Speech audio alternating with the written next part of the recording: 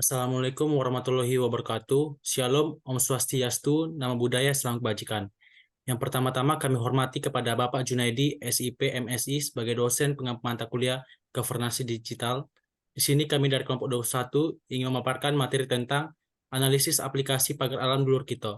Tapi sebelum itu, izinkan kami untuk memperkenalkan diri. Perkenalkan, nama saya Maju Agustina Pitupulu dengan NIM 070112822271113 dan bersama rekan saya Christine Aprilia dengan NIM 070112822270097. Baiklah, untuk materi pertama akan disampaikan oleh Christine Aprilia. Kepada saudari Christine Aprilia, waktu dan layar saya persilakan. Baik, terima kasih kepada Maju Agustina Pitupulu selaku moderator pada kali ini.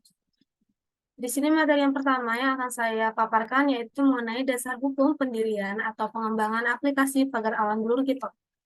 Aplikasi Smart City Dulur Kito ini dikembangkan dalam rangka memberikan kemudahan kepada masyarakat dan juga Polri, terutama dalam hal layanan terkait kendaraan serta lalu lintas. Aplikasi ini memiliki beberapa fitur, contohnya ada untuk melacak kendaraan, adanya notifikasi e-tilang, social report, dan SOS.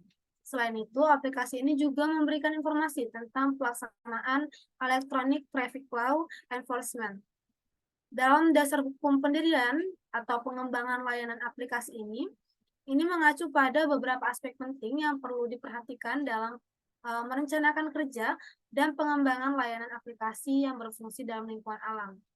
Poin-poin pentingnya itu ada dua. Yang pertama yaitu kondisi umum lingkungan, serta ketidakpuasan aparatur pemerintah daerah. Materi selanjutnya yaitu pembahasan mengenai unit kerja atau instansi yang mengelola aplikasi layanan pagar alam dulur kita ini. Unit kerja atau instansi yang bertanggung jawab atas pelayanan aplikasi pagar alam dulur kita itu adalah Polres Pagar Alam sendiri. Tanggung jawab Polres Pagar Alam ini sangat luas, mencakup pengelolaan infrastruktur, pengembangan aplikasi, serta pemeliharaan aplikasi. Baik itu mengenai keamanan data, dukungan teknis, serta komunikasi dengan penggunanya. Secara keseluruhan, tujuan utama unit kerja atau organisasi yang mengelola pagar alam dulur kita ini adalah untuk memberikan pengalaman pengguna yang optimal dan meningkatkan efektivitas aplikasi sebagai alat pelayanan yang efisien dan menjaga keberlanjutan dan kualitas layanan.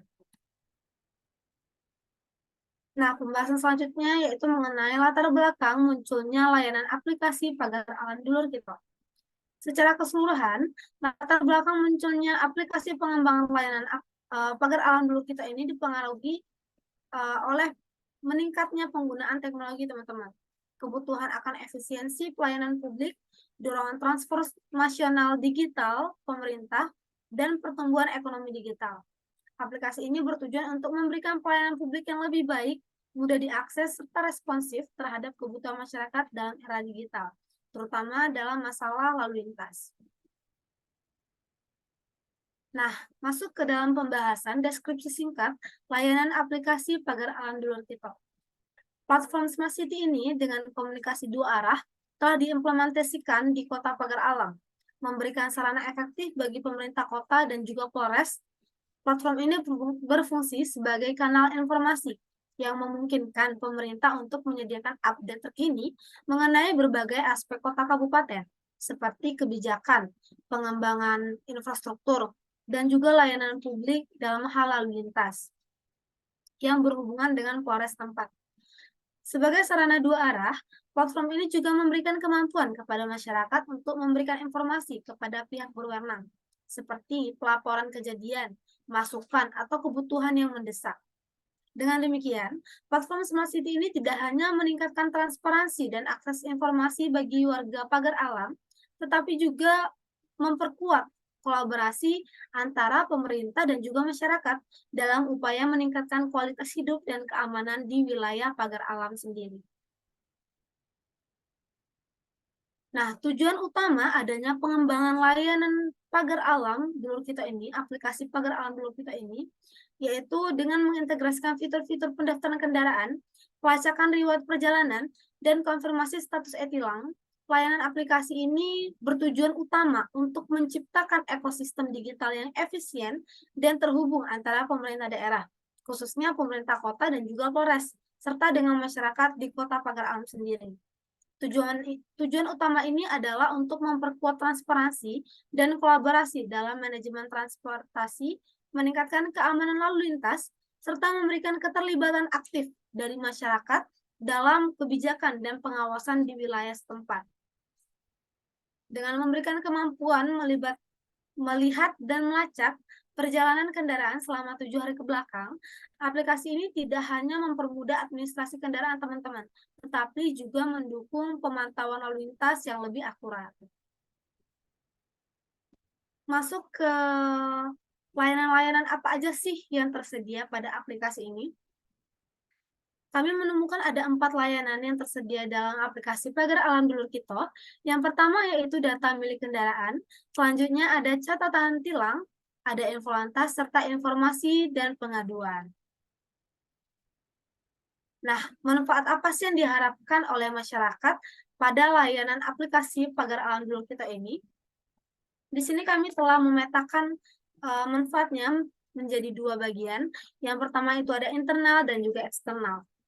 Pada bagian internal, itu bermanfaat sebagai sarana sosialisasi antara masyarakat dengan aparat dalam menyelesaikan permasalahan yang ada di lingkungan masyarakat, serta mempermudah pekerjaan aparat dalam hal administrasi.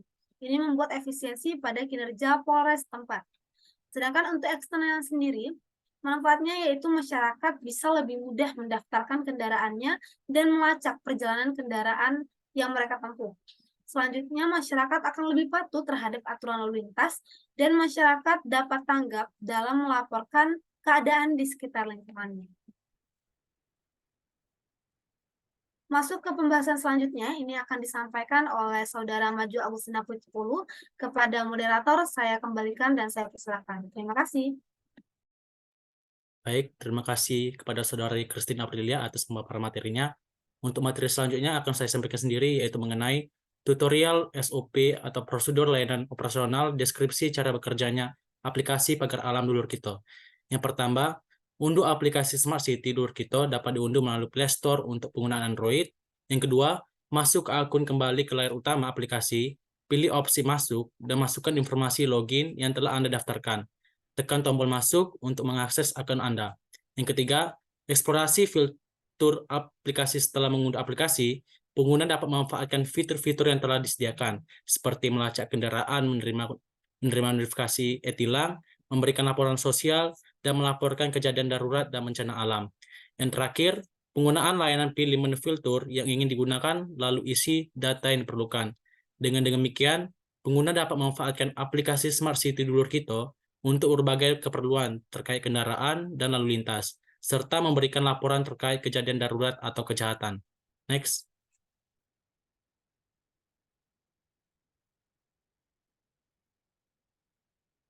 Baiklah, untuk materi selanjutnya yaitu mengenai keunggulan aplikasi layanan Pagar Alam Dulur Kito. Yang pertama, keamanan data. Keamanan informasi dan data di aplikasi Pagar Alam Dulur Kito menjamin keamanan data pribadi atau informasi sensitif, memberikan kepercayaan kepada pengguna. Yang kedua, ketersediaan cross-platform. Aplikasi Pagar Alam Dulur Kito memiliki berbagai platform seperti data milik kendaraan, catatan tilang, info lantas, dan informasi dan pengaduan, memberikan fleksibilitas kepada pengguna. Yang ketiga, fungsionalitas yang kuat. Aplikasi Pagar Alam Dulur Kito menyediakan fungsionalitas yang kuat dan relevan sesuai dengan kebutuhan pengguna, yang memiliki nilai tambah bagi aplikasi Pagar Alam Dulur Kito ini. Fungsionalitas ini juga mencakup beberapa fitur seperti next, yaitu pertama, data milik kendaraan. Fitur ini untuk mendaftarkan kendaraan dan melacak riwayat perjalanan kendaraan. Yang kedua, ada catatan tilang. Fitur ini untuk menerima, melihat detail, dan melakukan konfirmasi status e-tilang kendaraan warga. Yang ketiga, info lantas. Fitur ini untuk melaporkan informasi kepada bagian terkait mengenai hal yang terjadi di lingkungan.